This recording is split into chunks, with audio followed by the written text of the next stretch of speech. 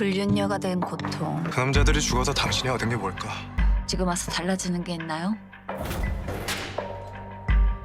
그래서 다음 남잔 정했습니까? 괜한 오해 사기 싫으면 비켜요. 나한테 접근한 목적. 안녕하세요. 드라마톡입니다. TVN 월화 드라마 세일엔 2화 재밌게 보셨나요? 이번 2화는 단순히 사건을 진행하는 회차가 아니었습니다.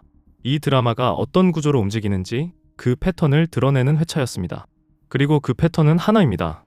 한설아를 사랑하면 죽는다. 제가 이번 2화에서 계속 눈에 띄었던 건 차우석이라는 사람이 진짜 평범하지는 않구나 하는 거였습니다. 외부인 출입 금지 구역에 몰래 들어가고 설아 앞에서 그녀의 과거를 줄줄이 읊어내고 심지어 거의 도발에 가까운 태도로 압박합니다. 확실히 이 사람은 그냥 보험조사관이 아니라 그냥 경찰입니다. 물론 냉정한 수사도 아닙니다. 거의 광기에 가까운 집착으로 보입니다. 그러니까 이 우석이 하는 태도를 봐도 전혀 일반적이지 않고 평범하지 않고 비상식적인 상황을 만들어내는데 한몫을 하고 있다는 것이죠. 그는 이미 결론을 정해놓고 접근하고 있습니다. 그리고 그 결론은 하나죠. 설아는 위험한 여자다. 한설아라는 인물은 죽음과 연관이 있는 여자다. 그런데 이상합니다. 우석은 설아를 의심하면서도 설아에게서 눈을 떼지 못합니다.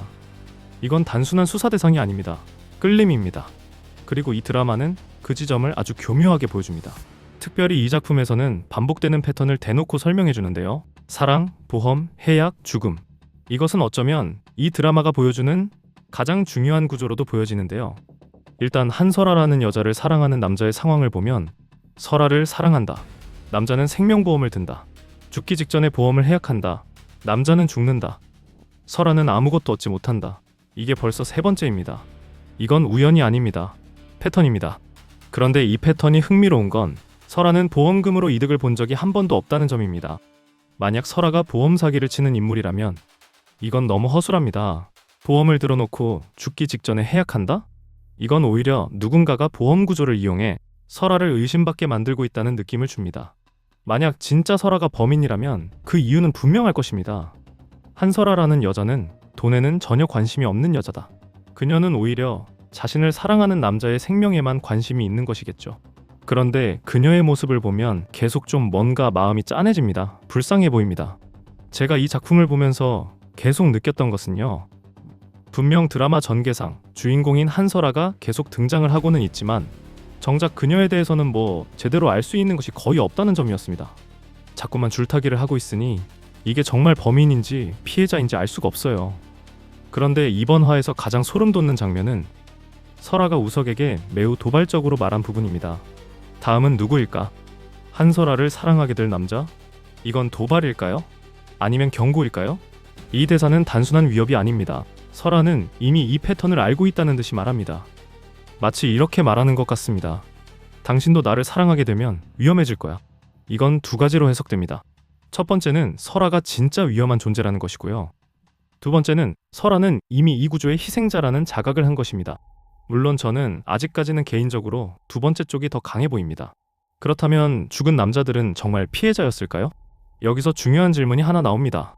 과연 그 남자들은 정말 순수한 피해자였을까? 입니다. 윤승재를 보세요.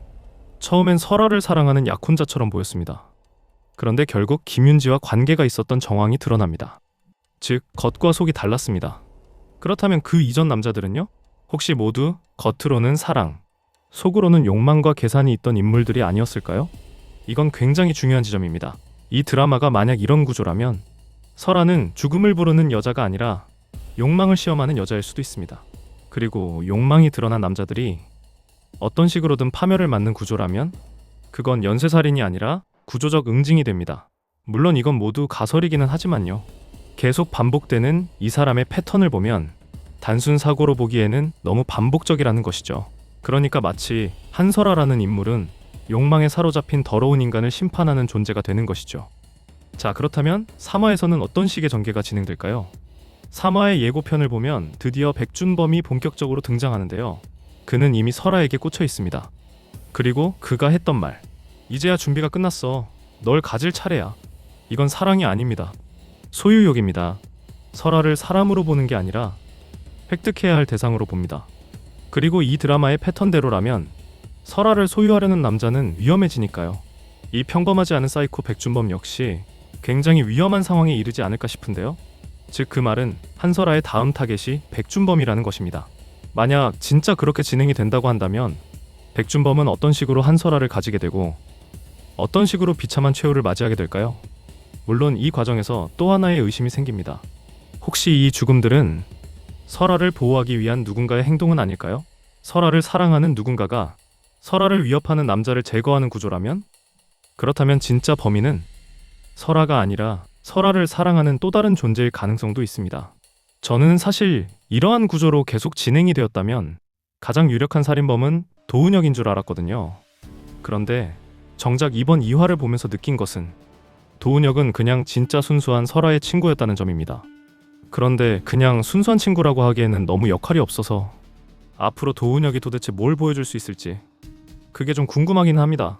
이 드라마가 잘 만든 지점은 이겁니다. 설아를 계속 보여줍니다. 그런데 절대 제대로 된 설명을 해주지 않습니다. 지금까지 보여준 설아의 내용을 짤막하게 생각해보시면요. 그녀는 약을 먹습니다. 웃습니다. 차갑게 굴다가 갑자기 무너질 듯 보입니다. 그런데 차 안에서 보험이라는 광고판을 보며 웃습니다. 시리아의 고아 그림을 보고 뒷걸음질 칩니다. 감정이 보이는데 정체는 보이지 않습니다. 막 앞에서 뭔가를 많이 하기는 하는데 이게 자꾸만 완전히 서로 다른 모습들을 계속 이어서 보여주니까 도대체 진짜 모습이 뭐야? 하는 질문을 하면서 보는 것이죠. 이건 굉장히 고급스러운 연출입니다. 시청자가 계속 줄타기를 하게 만듭니다. 범인일까?